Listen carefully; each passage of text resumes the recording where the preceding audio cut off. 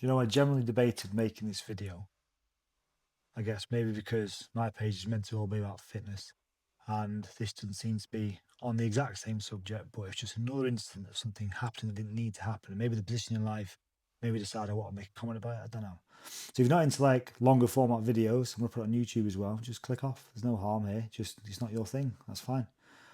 But I think coming from the perspective of a parent, what I saw, we were talking about, the thing that happened with Henry Nowak only a couple of days ago, about how it's still been brought back to the public eye, it just really hit me differently.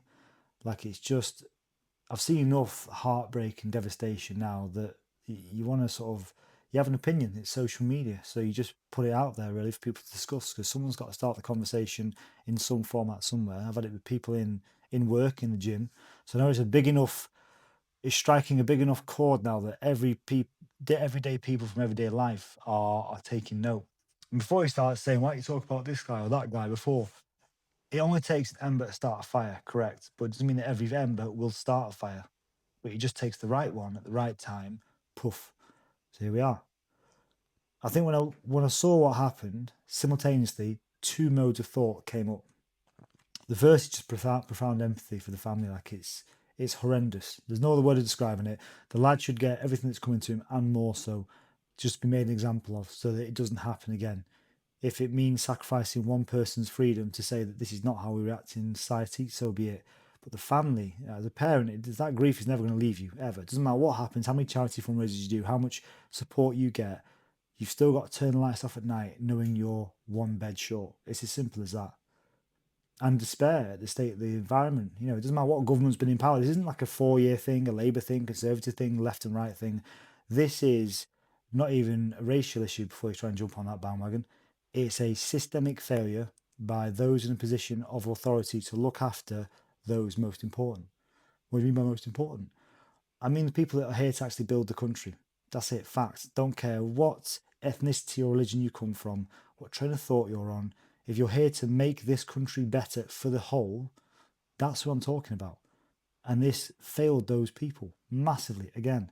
As a result of my job, and over the course of my life, I've got friends from nearly every single continent and ideology. And some of those friends I would now call family. So I'm speaking from a place of insight over time here, not like a snap judgment. If you believe I'm some sort of phobic just off the basis of my opinion, then you've neither taken time to learn me, nor do you care what I have to say. So again, toodaloo, it's fine, no harm done.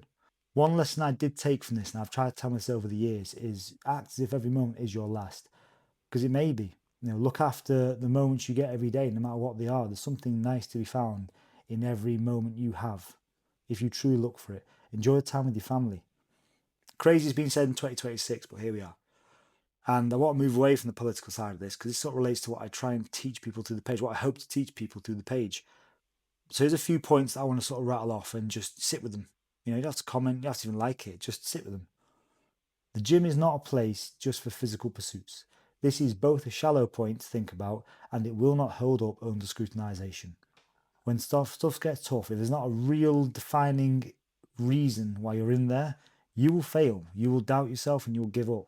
It's somewhere to build purpose, somewhere to build resilience, to keep yourself strong and protect those around you as well, making yourself into somebody who can protect those around them and handle adversity. It's developing your own strengths. Number 2, everyone can be a leader in some way. It doesn't matter who you are or where you're from. You just have to believe you have the ability, you have your own strength, and don't look for other people to show you your own strengths. You know they're there.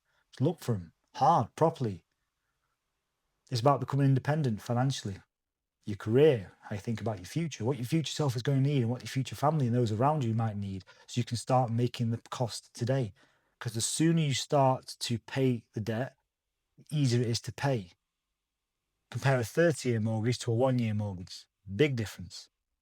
Physically, and how you train again, and how you manage your body. Long-term health. It's not just about being strong, but being around. And mentally, I would say the way you think and think about others and treat others, and the opinions you have, do not be afraid to have them or even voice them for concern of upsetting other people. I have. That's why it took me so long to make videos like this, not just about this subject, and even about the gym. It's a hard thing to do. Even though I'm talking to a camera, literally, I'm staring at an iPhone 15 right now that's saying nothing back to me. In a world where everyone seems to be watching every moment, they're really not. I've got 728 followers. Do you know what I mean? And quite a lot of my family. Usually the first like's mum. The past can either be full of mistakes or lessons. It entirely depends on how you view it. So when you're looking at things that happened to you or happened around you, two questions you can ask. Number one is, why did this happen to me? The second one is, what did I do to make this happen? You will get very different answers based on the input you put into that, okay? So really try and reframe how you're asking yourself the questions where you ended up where you are now. You can either choose to be comfortable or competent. The world does not care. There have been a handful of extinction events, mass destruction, famine, all sorts of carnage along the way. The world is not asked about throwing us a rock or two or a couple of decades of devastation or global famine or war. So you have to prepare yourself, and you have to prepare yourself as if you're going to be tested, and hope to God that you're not. But it's better to be safe than sorry. There's a big thing here where people think about, want to enjoy your life and enjoy what you've got and not put too much pressure on the future. But discipline is not the thing that takes freedom away. It is the very thing that gives you freedom. So that's what I want to take away from this video. If you watch the end, well done you. And your life going forward, when you see these things happening, you still have the ability to make an opinion and have a bit of power around it too. But you have to open your mouth. And yeah, people aren't going to like you. People aren't like this. So fuck. Like, it's bothered me enough that it feels like it needs to be getting out. And even if it's just an outlet for me, like cathartic, to sort of voice what's bothering me about what's going on at the moment, it's still helping someone. So don't be surprised when the things you say and how you say them may not sound great coming out of your mouth, but they sound fantastic going to somebody else's ears. And with that, I'll leave you there.